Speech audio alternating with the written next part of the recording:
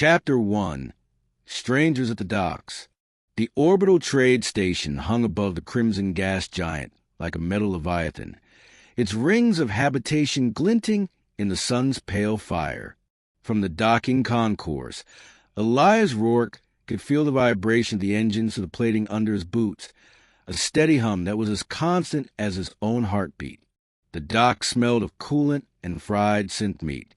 Neon signs flickered in a dozen scripts, advertising repair shops, spice dens, and places no human had words for. Traders barked in alien tongues while loaders, both flesh and metal, hauled crates along mag rails that hissed with sparks. Elias had been here 100 times, yet the chaos always pressed close, like being swallowed by a beast of steel. He was leaving the spare parts kiosk when he saw them. They were crouched near the shadows of a cargo lift. A woman and a child, both of them so thin their bones seemed carved out of glass. Their skin wasn't quite skin, translucent, with a faint bioluminescent shimmer along the ridges of their faces and hands.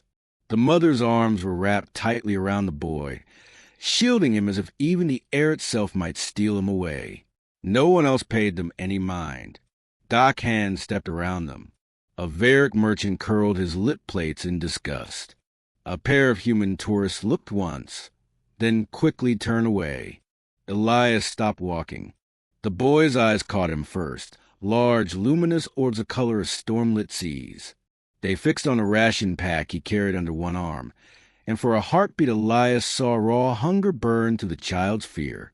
The mother pulled the boy closer, whispering something sharp in a language Elias didn't know. The boy looked down, but his small hands trembled as though fighting an invisible current. Elias felt the weight of the silence between them. He remembered another station, years ago during the supply famine. Children clawing at empty crates, while officials locked food away for essential personnel. He'd sworn never again to look away from that kind of hunger. Slowly he crouched. The floor was cold metal, smelling faintly of oil. He set the ration pack down just within reach, not meeting their eyes directly. In the docks, respect often meant pretending you weren't watching. The boy's breathing quickened. The mother's eyes, pale and sharp as crystal shards, narrowed with suspicion. "It's yours," Elias said, his voice low, almost gruff. "No charge." The word seemed to hang in the air, translated poorly by the dock's autocom. The mother tilted her head, listening, her face unreadable. Elias stood again, dusted his hands on his work pants, and turned to leave. Behind him came the faintest rustle, the sound of a wrapper being torn open, then a muffled sob, the sound of a child biting into food too quickly, too desperately. The mother murmured something soothing, though her voice shook. Elias didn't look back. He walked toward the glow of the corridor, boots echoing in rhythm with the station's hum. But he couldn't shut out the image burned into him. A boy's glowing eyes staring at his food like it was salvation. That night, in his workshop above Bay 16, Elias sat on the edge of his bunk, staring at the half-empty ration locker. The walls around him pulsed faintly with power conduits, casting a dim blue light. He rubbed his face with calloused hands, the smell of coolant still clinging to him. Why had he stopped? Why had he cared? He knew the answer, even if he didn't want to say it out loud, because no one else had. The station was full of thousands of species, each with their codes and alliances, their hierarchies of who mattered and who didn't. Humans, newcomers to this interstellar sprawl, were often dismissed as reckless, too stubborn, too sentimental. And maybe they were right. Maybe Elias was a fool. But he remembered the boy's trembling hands, and he knew he'd be back at the docks tomorrow with another pack. Chapter 2. Feeding the Forgotten. The next day, Elias found himself walking toward Doxy with deliberate slowness, ration pack tucked under his arm like contraband. He told himself he wasn't looking for them, just checking the convoy repairs near the freight lifts, but his feet carried him to the same shadow corner without hesitation. They were there. The woman sat with her back against a chilled alloy wall, eyes closed as though clinging to the idea of rest, though every muscle in her body was taut. The child curled beside her, his faint bioluminescence casting a soft green glow on the grimy metal floor. His chest rose and fell in shallow rhythm, too shallow. Elias let out a breath through his nose. He lowered the pack. "Same as yesterday," he said, voice quiet, rough with sleep. This time the mother's eyes snapped open. They were bright, glimmering like shards of ice, and fixed on him with suspicion sharp enough to cut. She whispered something in her tongue, syllables liquid, harsh at the edges. The boy stirred, blinking up at Elias. Elias crouched again, keeping his movements slow, measured. "It's food, nothing more." The boy looked to his mother. She shook her head once, but the boy's gaze lingered, drawn by the scent of dry protein strips seeping through the wrapper. Elias could almost feel the hunger radiating from him, a gnawing ache he remembered too well. The mother's hands flexed. Her fingers were long, semi-transparent at the tips, and when the neon overhead flickered, Elias swore he saw veins of light beneath her skin. She hissed something else, warning or plea. He couldn't tell. Elias set the pack down, then sat back on his heels. "I'm not here to buy you or sell you out. I just don't like watching people starve." Silence stretched. The hum of a passing grav cart reverberated through the dock plates. A cluster of merchants drifted by, their laughter clipped and metallic through their translators. None spared the trio even a glance. At last, the mother reached forward. Her hands trembled as she tore open the seal. She broke a strip in half, gave the larger piece to her son, then chewed the rest with slow, deliberate bites. Elias caught the smallest nod, barely a dip of her head in his direction. Not thanks, not yet, but recognition. The boy chewed faster, eyes wide, his small chest heaving with the effort of swallowing too quickly. Elias almost smiled despite himself. "You'll choke if you keep that up," he muttered. The autocom rendered his words into stilted clicks and whistles. The boy tilted his head, not understanding, but slowed anyway, as if he caught the tone. For the first time, Elias allowed himself to study them. Their clothes were ragged, stitched from scraps of scent cloth. The mother's cheekbones were sharp, her frame narrow but strong, like steel pulled thin, and their glow, faint now, but steady, reminded him of stars seen through frost. He cleared his throat. "Name's Elias. You don't have to tell me yours." "Not yet." The mother froze mid-bite. Then, softly, almost reluctantly, she spoke. "Selah."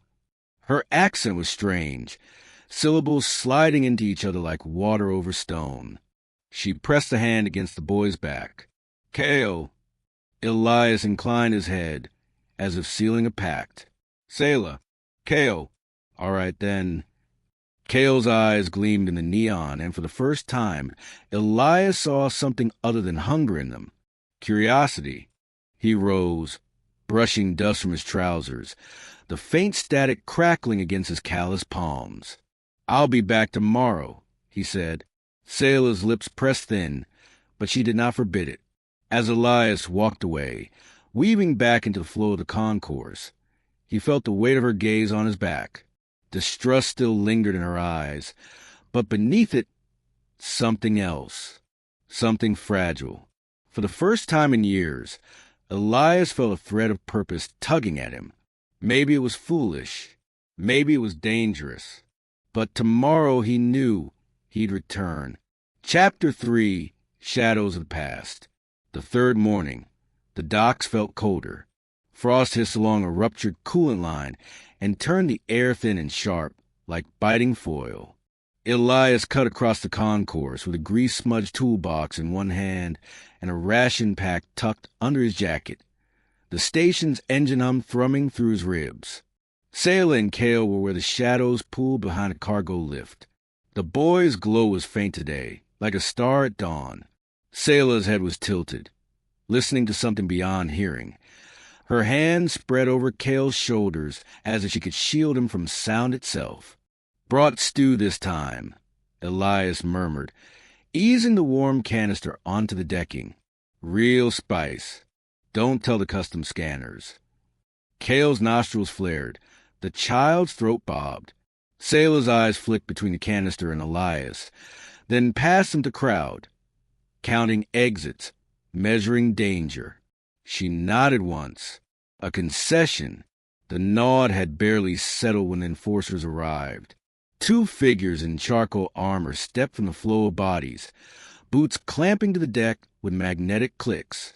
Human silhouettes, but their helmets gleamed with mirrored visors and feathered sensory vanes that tasted the air.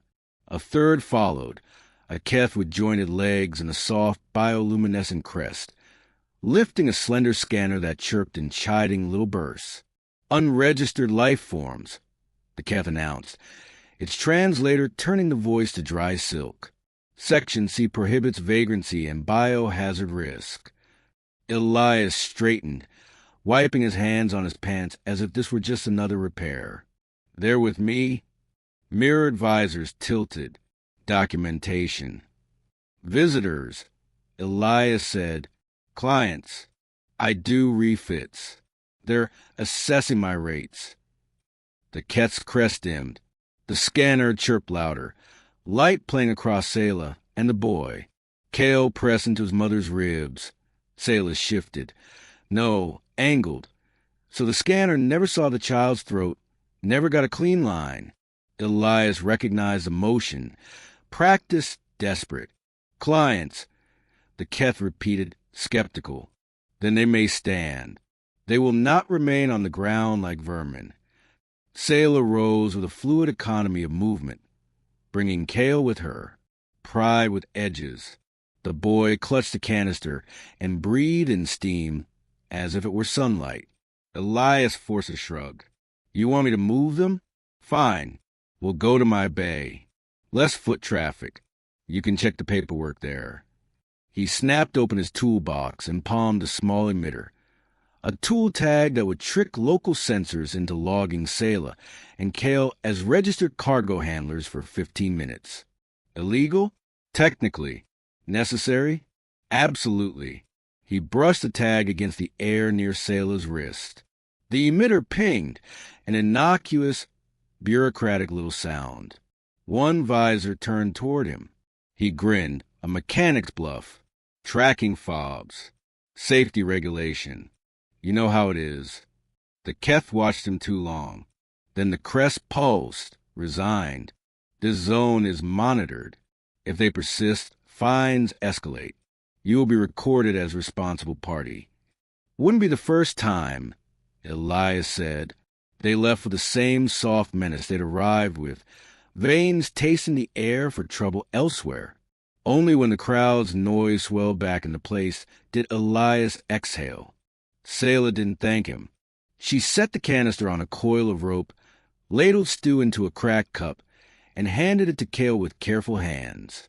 The boy's glow brightened, faint threads of light spiraling under his skin with each spoonful. Elias watched, the tightness in his chest easing. "You risk yourself," Sayla said at last. The words were measured.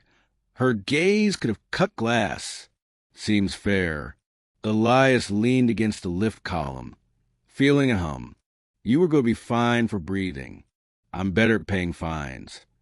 "This is not about fines," she said, and touched two fingers to the base of Kale's throat.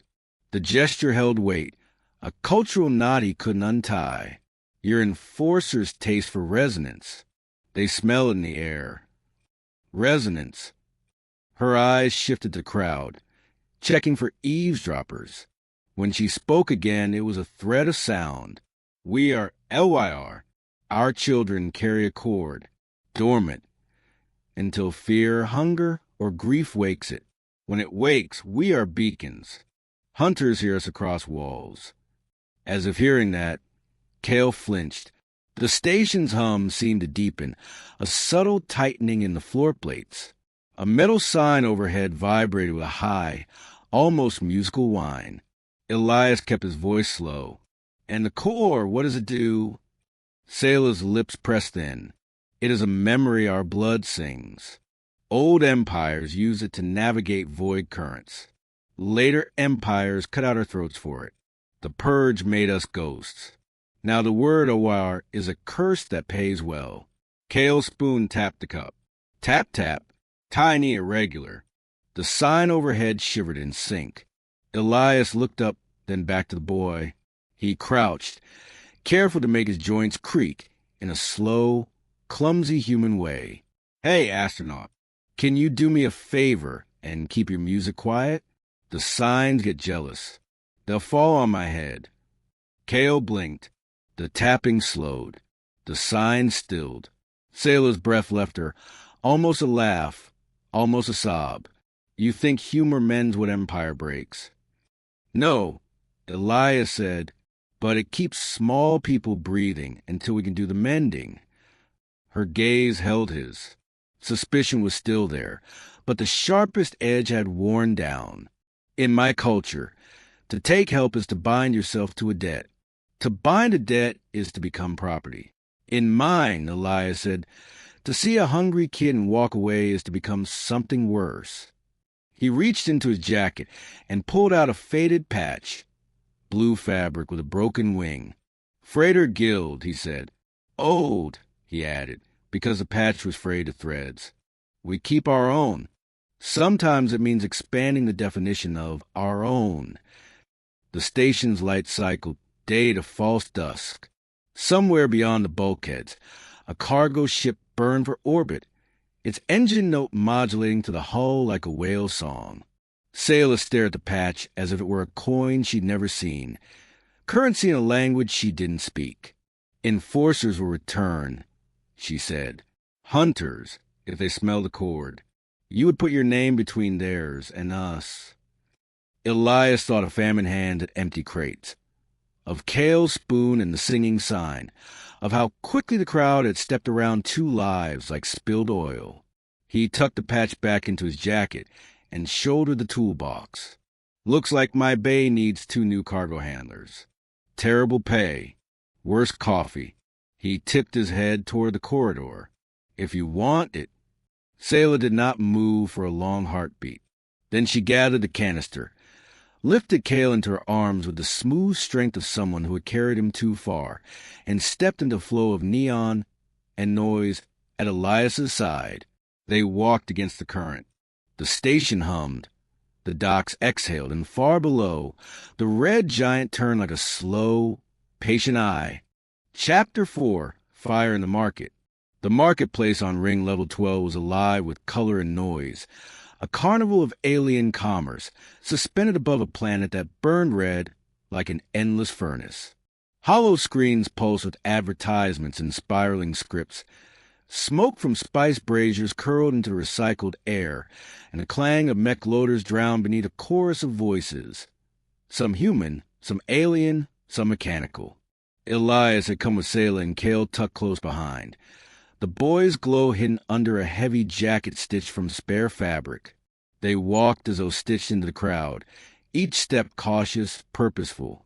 Sailor's head moved in constant arcs, her eyes never still, scanning for danger with the vigilance of a cornered animal. Elias tried to play casual, his toolbox swinging at his side, but tension strummed along his shoulders like tightened wire. "Stay close," he muttered, the words nearly lost under the marketplace roar. Kale's small hand slipped into his. Warm. Fragile. Elias squeezed back without thinking. They had just passed the stall selling frozen algae blocks when the air shifted. Elias felt it first. Not sound, but pressure, a wrongness crawling across the skin. Sailor stopped dead. Her breath hitched. "Hunters," she whispered. And then they came. The mercenaries spilled into the square like oil into water, black armor with angular ridges, faces masked behind glossy helms. Plasma rifles hummed as they powered to lethal charge. Traders scattered in shrieks of fear, stalls collapsing in a rush, crates toppling and spilling fruit, tools, and glowing orbs that cracked against the deck. LYR, A voice boomed through translator. By decree of the consortium, surrender the resonant. Sailor yanked Kale behind her, her body coiled like a shield. Kale whimpered, light bleeding through the seams of his jacket. Elias cursed under his breath and shoved them both down behind an overturned vendor cart just as the first volley tore through the air. Plasma bolts sizzled, lighting the corridor with blue-white fire. Metal hissed and curled under the heat. The crowd stampeded. Gravity faltered as the station shifted power to defense shields, sending bodies and debris skidding in jerky half-weight. Elias's boots magnetized a reassuring click, anchoring him even as fruit stalls lifted and drifted upward in the sudden tilt. "Stay down!"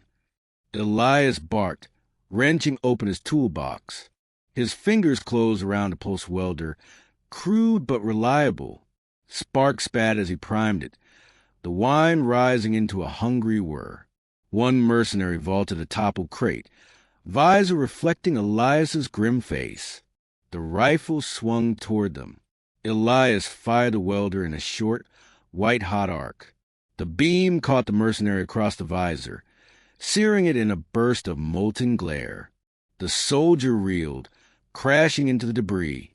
Sailor's breath hitched again, shock, maybe even awe. But there was no time. Another pair advanced from the left, rifles up. Elias grabbed a loose tarp from the ground, yanked hard, and sent a cloud of spilled spice dust billowing into the air. Neon lights caught the motes, turning the haze into a blinding storm. He shoved Sailor and Kale ahead, using the chaos as cover.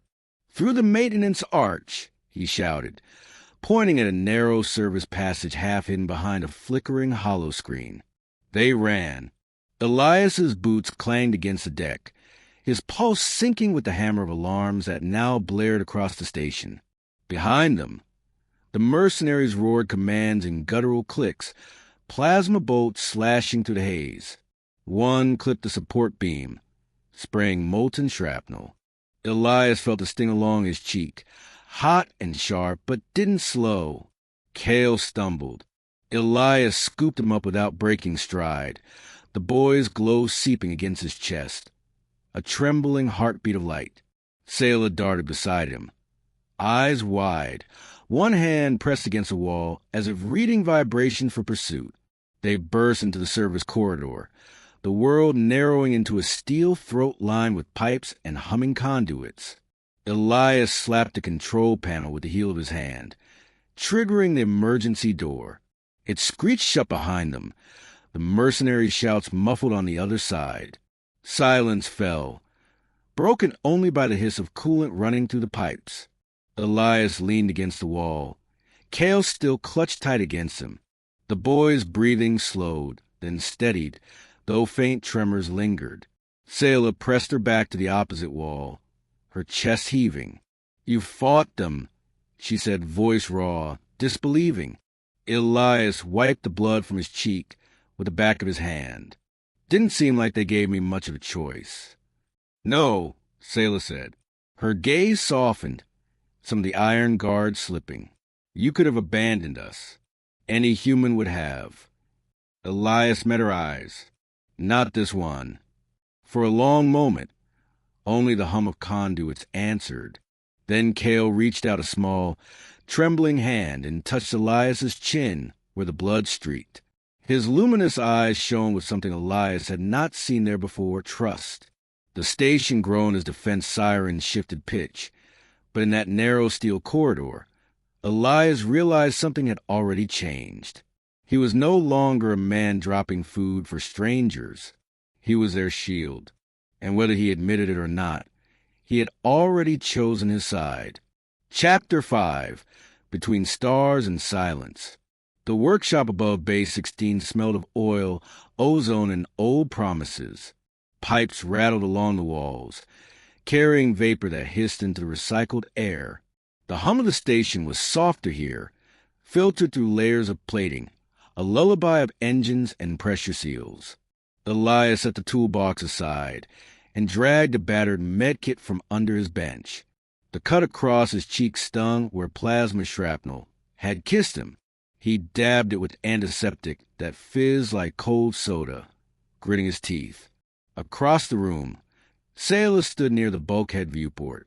Her outline glowed faintly in the starlight, her translucent skin casting a soft aura. Kale sat curled in her arms, already drifting towards sleep, his glow faint but steady, pulsing in rhythm with his breaths. The viewport stretched wide, showing the gas giant's crimson bands swirling endlessly. Thin arcs of station lights circled it like fireflies tethered to a beast. Beyond, stars glittered, indifferent and eternal. Elias cleared his throat. You should eat before it gets cold. On the work table, a steaming bowl of reheated rations waited. Not much, but more than scraps. Broth thickened with spice, bread baked that morning by a human vendor. The smell filled the workshop, earthy and warm. Sayla turned slowly, her eyes catching the glow of the viewport. You risked everything today. Not everything, Elias said, testing the bandage on his cheek. Still breathing, still working bay contracts. Her gaze sharpened. You fought soldiers who would burn a station level to ash for less. You should have let us run alone. Elias leaned against the bench, crossing his arms. The faint vibration of a coolant pump thrummed through his spine. Seen enough people running in my life. Doesn't end well. Kale stirred, his small hand brushing Sayla's collar. She adjusted him, eyes softening for the first time. When she looked back at Elias, there was less steel in her stare. Why? He blinked. Why what? Why feed us? Why shield us when your own kind avert their eyes? She tilted her head, the movement smooth, bird-like. You owe us nothing. Yet you, she paused, struggling for words in his tongue, bind your fate to ours. Elias rubbed his scarred knuckles.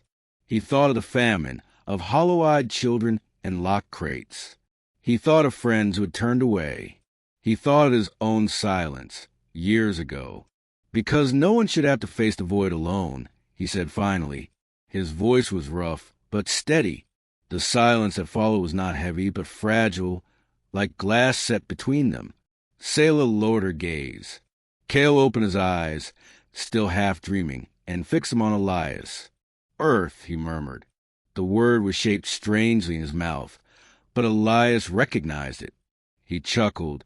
Yeah, Earth, you've been listening. Kale blinked, glow pulsing faintly. Sayla frowned. He does not know your language. Doesn't need to, Elias said softly. He picked up a piece of bread, tore it, and set it on the table closer to them. Sometimes a story is more than words. Sayla hesitated. Then, carefully, she stepped forward and lowered Kale onto the padded chair by the table. The boy leaned toward the steam, eyelids heavy, small fingers twitching as though he reached for something in a dream. Elias began to talk, his voice filling the workshop with pictures the viewport couldn't hold. He spoke of rivers on Earth, wide and brown, rolling with the smell of rain, of green fields swaying under winds that didn't come from recycled air vents, of laughter around firelight, the sound of stringed instruments, the taste of real fruit fresh off a tree. Sayla's head tilted. Her lips parted as though she could almost taste the words. For the first time, her shoulders loosened and her arms uncurled from their habitual guard. It sounds impossible, she whispered. Maybe it is, out here. Elias met her gaze. But it's real. I've seen it. And if you stick around, maybe Kale will too. She studied him long, her eyes luminous, searching his face as though trying to find the lie. What she found instead made her avert her gaze quickly, her cheeks shimmering faintly brighter. Elias busied himself with the medkit, pretending not to notice. The workshop settled into a rhythm, the hum of engines, Kale's soft breaths, the quiet drip of a leaky pipe. For the first time since the docks, the air did not feel sharp with fear. It felt bearable. Sayla broke the silence. her voice softer now. "In my tongue, we have no word for what you call home. Only haven or shelter. Never permanent. Always running." Elias looked out the viewport at the swirling giant. "Its storm's eternal. Then maybe it's time you learn one." Sayla's eyes flicked him again, unreadable but not unkind. And in that cramped, oil-scented workshop, Elias realized the truth. He had already begun to hope they would stay. Chapter 6, A Human's Gamble. The summons came at shift change, carried on the metallic voice of the station's public comm. "Elias Rourke, report to Central Governance immediately." The words echoed through Bay 16, bouncing between metal walls and tool racks. Elias froze where he stood beneath the skeletal frame of a half-repaired shuttle, grease dripping from his hands. His stomach sank like dead weight. Sayla and Kale were upstairs in his workshop, tucked out of sight, though every noise from above reminded him of their presence. The station's eyes had seen too much already. He stripped off his gloves, tossed them onto the bench, and muttered, "Well, they've noticed." The governance chamber was a cold place, all polished alloy and lines of pale light, where human voices always felt smaller than they should. Hollow scribes hovered like silent insects, recording every syllable. 3 figures waited at the dais. The station commandant, a thick-necked human with the posture of a bureaucrat trying to be a soldier. To his right, a Varick administrator whose head fronds waved in slow disapproval. And to the left, the same Keth Inspector Elias had seen at the docks, crest glowing faintly as though savoring the moment. "Rourke," the commandant said. His voice was clipped, his accent from the Belt Colonies. "You've been seen harboring unregistered aliens. Known resonance." Elias kept his shoulders square. "They're refugees. Hungry. They weren't hurting anyone." The Varick's translator buzzed, thin and scornful. "Their existence is hurt. Their resonance draws danger. This station will not be endangered for your sentimentality." The Keth leaned forward. "You will surrender them. Tonight." Elias felt a silent stretch. The hum of the chamber's climate vents filled it cool and sterile. He could say the easy thing, walk away, leave Sayla and Kale to their fate, keep his workshop, keep his life simple. But the image of Kale's hand in his, glowing faintly, trembling, trusting, rose unbidden. And Sayla, standing rigid but unbroken, her voice shaking when she whispered hunters. He had already chosen, back in the market, when he'd raised a welder against armor rifles. "Not happening," Elias said. His voice carried more steel than he expected. The commandant's eyes narrowed. "Do you understand what you're saying?" "I do." Elias stepped forward, boots clanging on the alloy floor.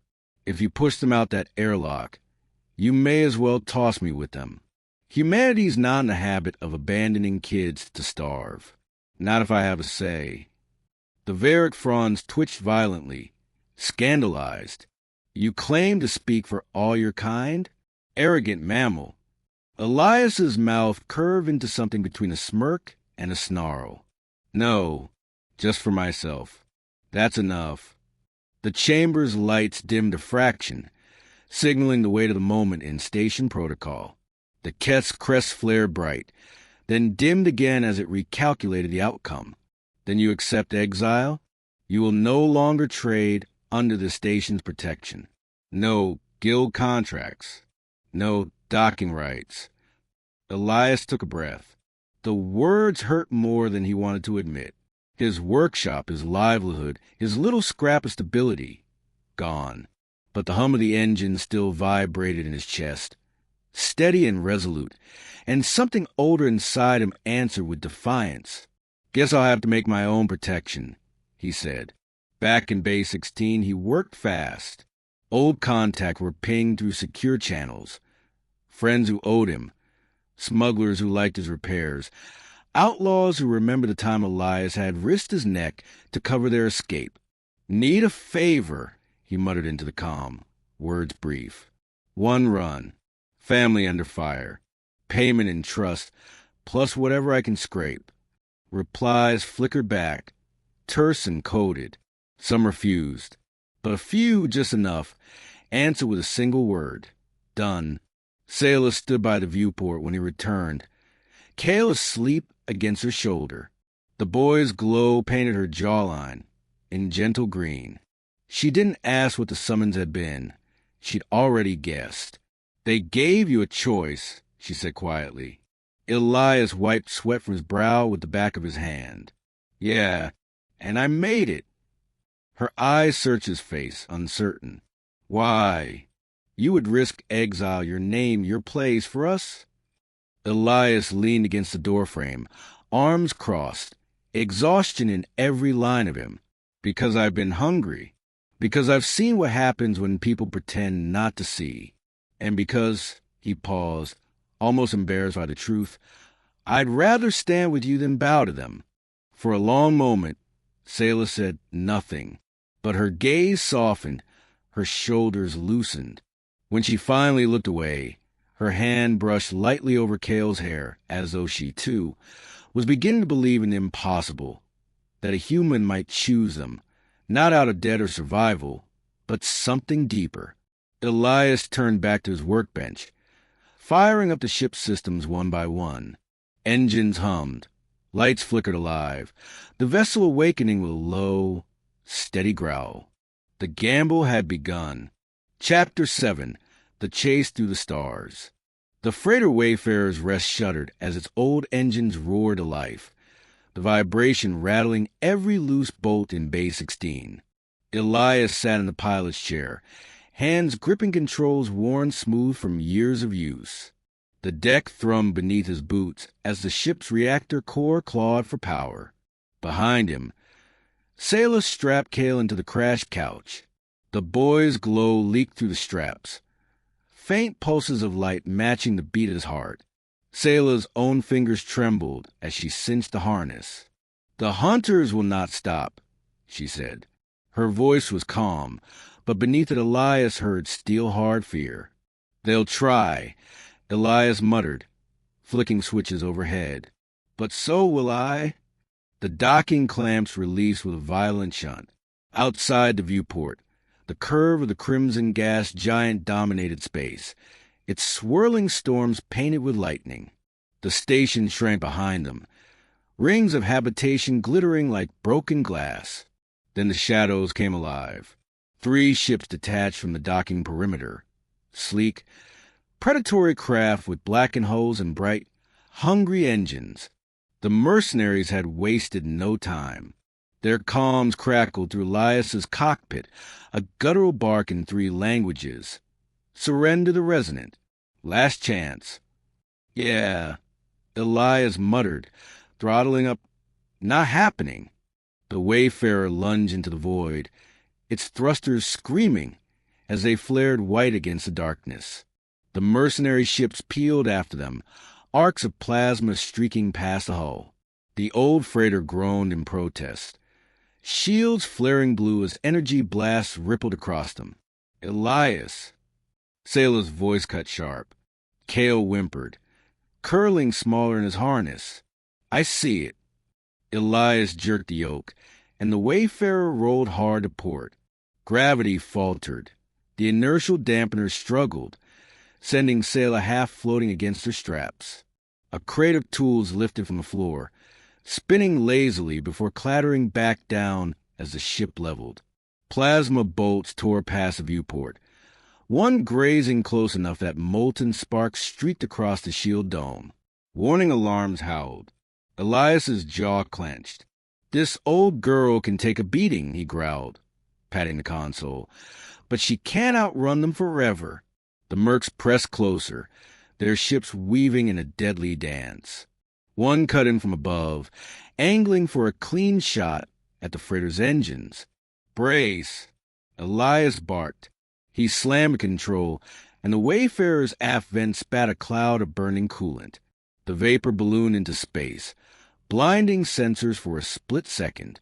The mercenary craft plowed straight through, its shields crackling, and Elias Dove rolling the freighter under its belly. Sayla gripped Cale's hand, her knuckles pale, her gaze locked on Elias, as though seeing him for the first time not as a mechanic or smuggler, but as something more, a man who could wrestle a starship through death's grip with nothing but nerve and stubbornness. "Your people," she whispered. "You fight the void like it owes you." Elias grinned despite the sweat beading his brow. "It does." The reprieve was short. A mercenary boarding skiff latched onto the freighter's hull with a metallic clang. The ship jolted. Red lights blared across the cockpit. Boarders. Elias unbuckled and shoved himself toward the hatch. "Keep him safe," he told Sayla, voice sharp, commanding. Then, softer, "Trust me." The boarding corridor hissed as magnetic locks fused. With a wrench of steel, the hatch burst inward. Two mercenaries in black armor stormed through, rifles raised. Elias met them head-on. Zero gravity swallowed the corridor. The inertial system sputtered under strain. So the fight became a blur of floating violence. Elias slammed one merc into the bulkhead, wrenching the rifle free and using its weight to swing himself at the other. They tumbled in midair, fists and boots colliding, weapons spinning away into the dark. Pain blossomed across Elias's ribs as the strike landed, but he refused to yield. With a guttural roar, he drove the merc into a live conduit. Sparks exploded, dancing across armor. The man convulsed and went limp, drifting. The second merc drew a blade, its edge glowing hot.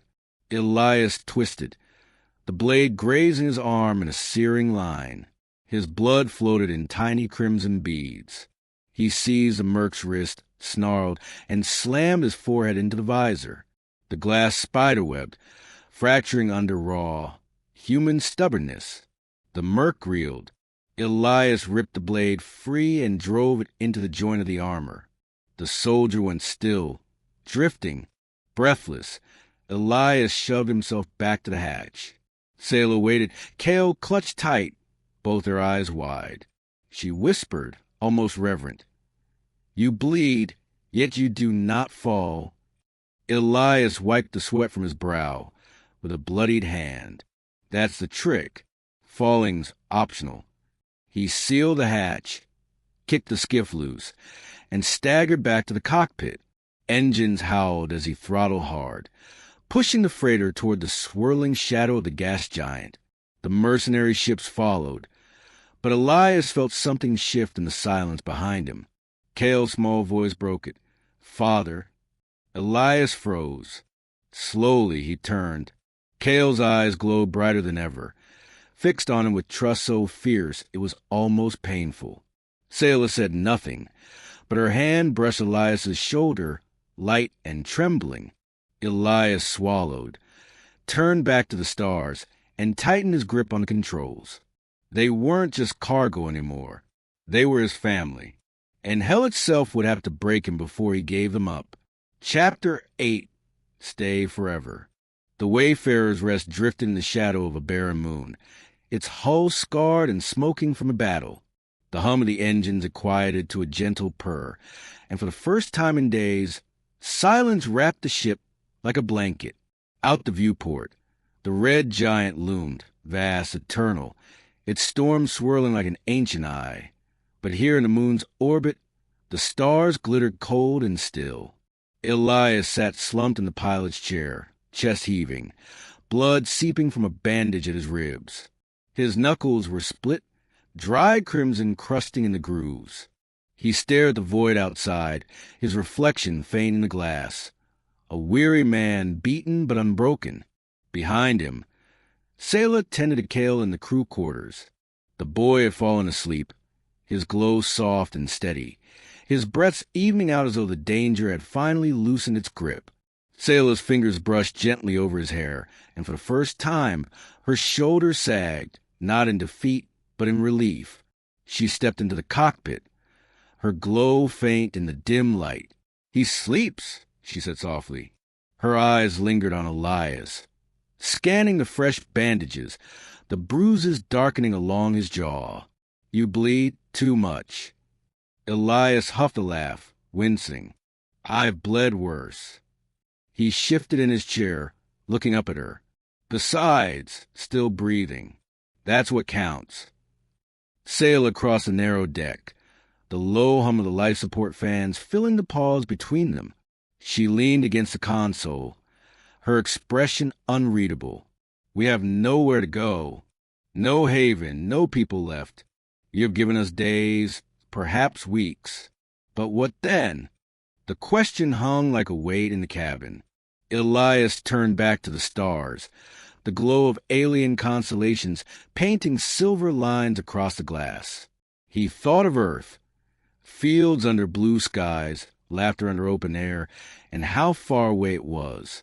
He thought of Cale's voice, small and trembling, whispering Father in the middle of chaos. He drew a breath, heavy but steady. Then stay, he said.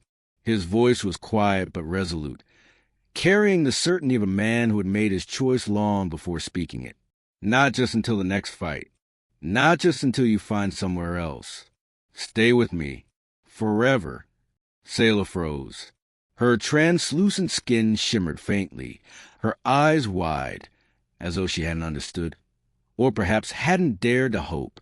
Forever, she repeated, as though tasting a word her people had never known. Yeah. Elias turned to face her fully, his eyes tired but steady. I can't promise safety. I can't promise ease. But I can promise I won't walk away. Not from you.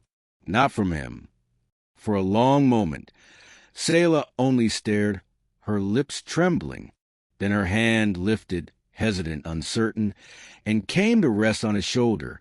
Warmth passed between them, faint and fragile, but real. Her eyes softened, the suspicion and fear that had shadowed her since the docks melting into something new. You are unlike others, she whispered. In my people's tongue, there is no word for this. To bind without chains, to give without taking. That's what makes us human, Elias said, almost smiling. The silence stretched, but it was no longer empty. Cale stirred in the crew quarters, a soft murmur escaping his lips. Sayla's hand lingered on Elias's shoulder, her glow brightening faintly in the dim cabin. Outside, the stars turned slowly endless and cold. Inside, in the hum of the battered freighter, warmth bloomed. For the first time since exile, Sayla felt something she had not dared to name. For the first time, Cale dreamed without fear. And Elias, scarred, stubborn, foolish Elias, knew he had found a family in the most unlikely of places. The engines purred, the void stretched before them, and in the quiet orbit of a nameless moon, they chose to begin again. Together, the wayfarer's rest drifted in quiet orbit above a newborn colony world, its oceans glimmering like liquid silver beneath the twin suns. The hum of the engines was steady, almost like a heartbeat, carrying to the hull as Elias stood at the viewport. Beyond the glass, distant cities glowed, neon arteries of a world rebuilding itself.